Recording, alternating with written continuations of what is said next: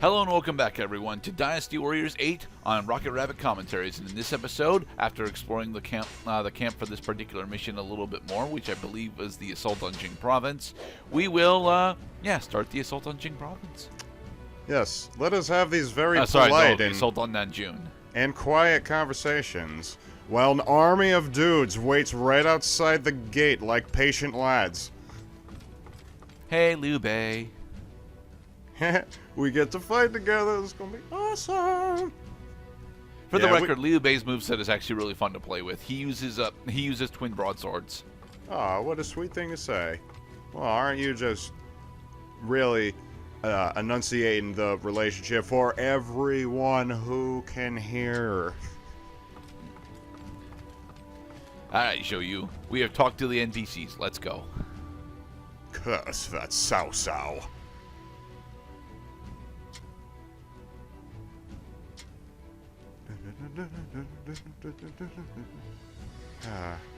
I do like these little musical swells we have in the background. At least we can hear them during little quiet dialogues like these.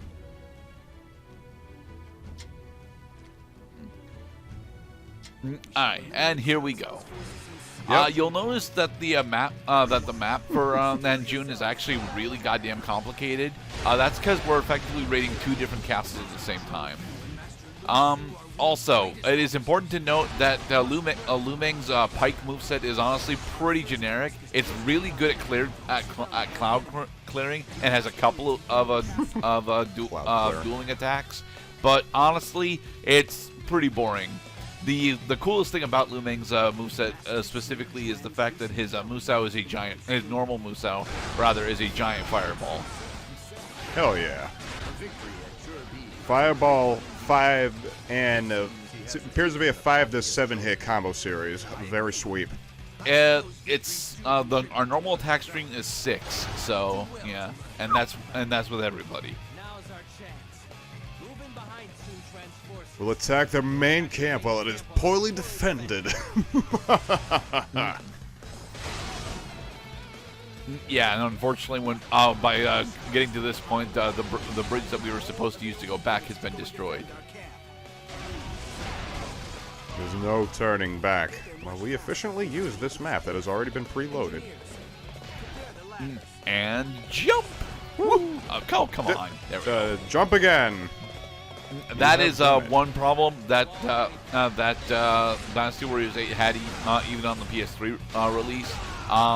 Attempting to traverse higher areas, specifically via jump commands, was always less than precise. Good enough. I mean, if you're in the range, that's good enough. Yeah. So it's new in the world of Cloud as we attempt to go through Nanjun before tragedy strikes. Well, I was just telling my buddy just the other day that I finally figured out why the upgraded GMPG is called Good Enough when you pack-a-punch it in World War II Zombies. And the reason is, it is explosive type, even though it is an LMG. And because it's explosive type, it has area of effect, not necessarily direct hits on zombies in order to inflict damage. Meaning, you know, did I get the shot or did I? I mean, it was good enough. Hit him.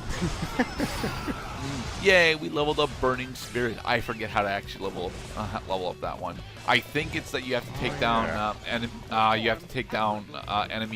that aren't actually aligned with your weapon attributes. Speaking of the attribute system in this game, because I'm running through this game in post, we get to mostly ignore it. But you'll notice that here, tragedy is striking. Oh no, not tragedy. This completes our capture of Yiling. Now we can. No, I was about to say join forces, but no. You swine! Remain calm, Lu Meng. A good commander can turn. And stop saluting the captain. Every time you salute the captain, you make him a target for the enemy. No, sure thing, Lieutenant Dan. And it was also repeated by Vin Diesel in Saving Private Ryan, which also was a Tom Hanks movie. I didn't know that Vin Diesel was in Saving Private Ryan. He dies really, really early in the movie. Spoiler alert: Vin Diesel dies really, really early in Saving Private Ryan. A lot of people die really, really early in Saving Private Ryan. Yeah. You know, storming the beaches at Normandy does that to people.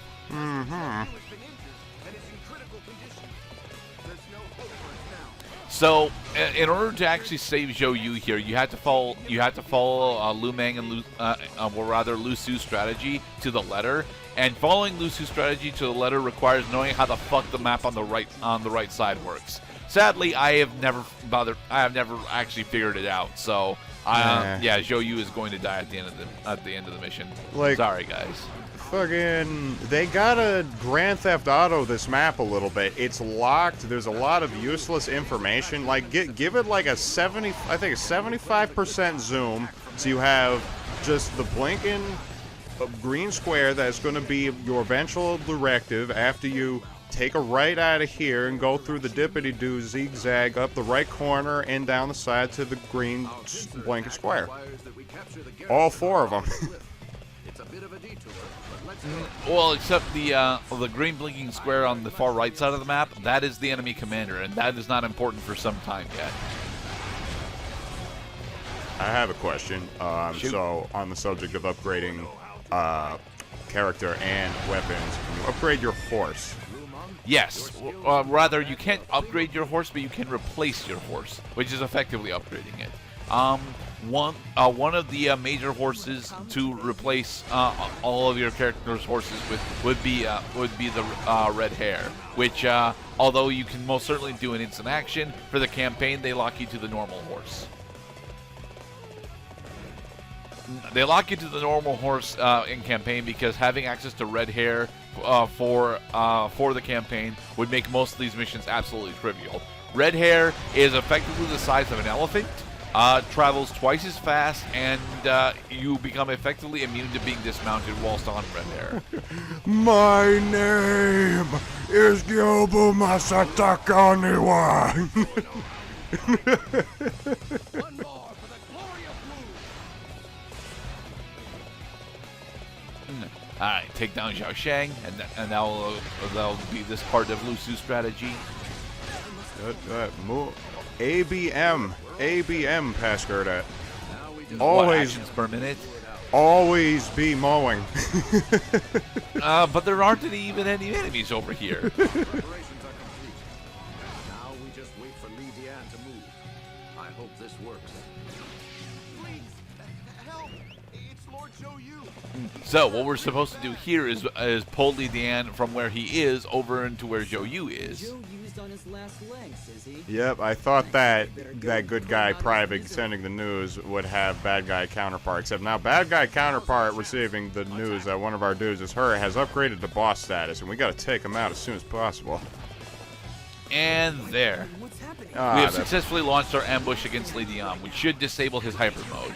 Yep, all thanks to magical horses. Because I'm pretty sure that horse would not have just walked off that jump right there. We're in a Dynasty Warriors game. Physics are imaginary.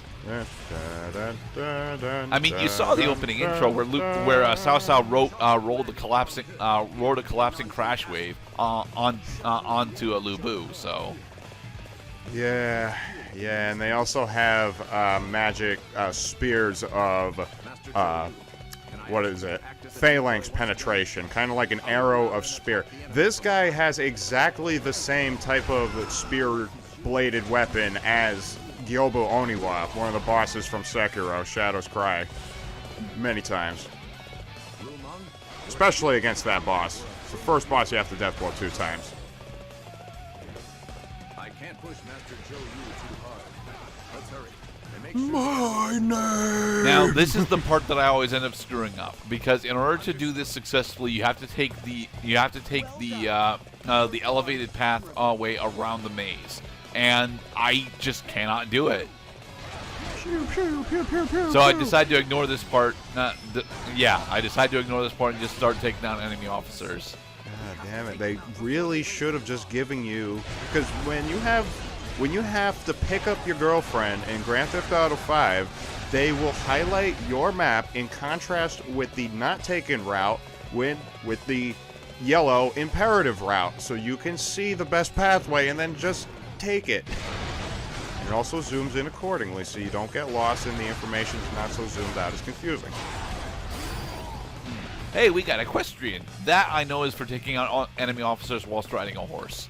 For the record, any of the characters that have spear-based weapons are pretty good when it comes to horse-mounted combat. Now, however, a majority of those characters happen to be on the shoe side, so we won't get to see most of them. Liu Chang. Another level for Equestrian. The Equestrian skill increases your overall attack power whilst you're attacking on a horse. And honestly, it's why I don't bother to equip it, because this is one of the only maps that I actually bothered to do horse-mounted combat, and it's specifically because I'm on a character that has got a spear weapon.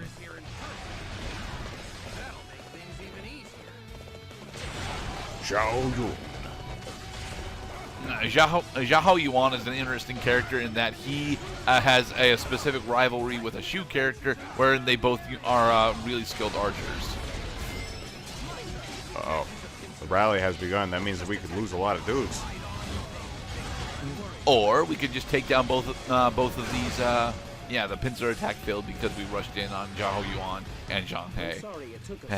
The gate remains closed. And splash.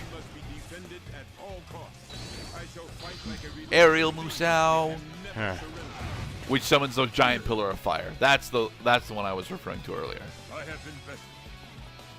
Man, I'm getting some serious Ready Player One vibes from the spawn system with these enemies.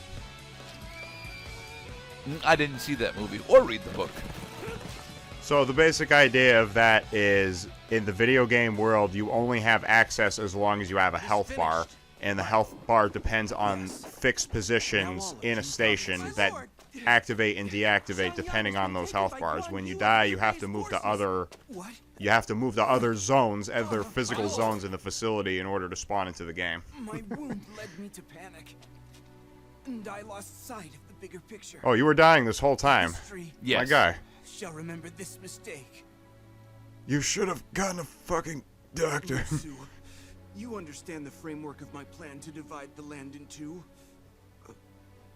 I do. Then you must complete it. Now, if Sunsei was still alive and we had gotten all the hypothetical routes up to this point, Sunsei and Sun Jian would come out in order to rescue Zhou Yu. Now I know how Sun Tzu felt. Who knew that having someone to entrust things to would feel quite so good? You got a family. To victory. You got a friend in me. My lord! And so Zhou Yu dies from being shot in the chest with an arrow. Zhou Yu's desperate strategy paid off, and Wu was able to expand Cao Cao's from the Jing province. He declared his right to ownership over the territory. Yep. Now, not wanting to be surrounded by enemies on both sides, Wu had little choice but to agree. War for territory. Yeah, but before he died, Zhou Yu proposed a marriage alliance between Sun Shengzheng and Liu Bei. I see. So that means that Sun Shengzheng was anticipating that she might be part of a peace agreement, of course by marriage. No, she was into it. At least according to this particular version of the telling. Call that a win-win.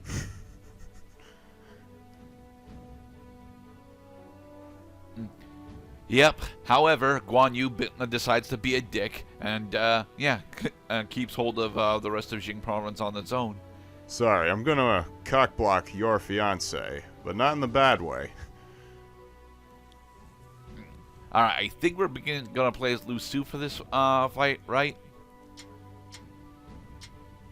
No, we're actually gonna play as Han Dang. Okay. And he's not a maxed out level. Han Dang's weapon is the short pike, And although he is appropriately leveled for this, we're still only on normal, so it's not going to be all that big a deal. So that means in the next part, we get to see some leveled combat. Kinda. Be safe, everybody. And remember, dying is okay as long as you learn something.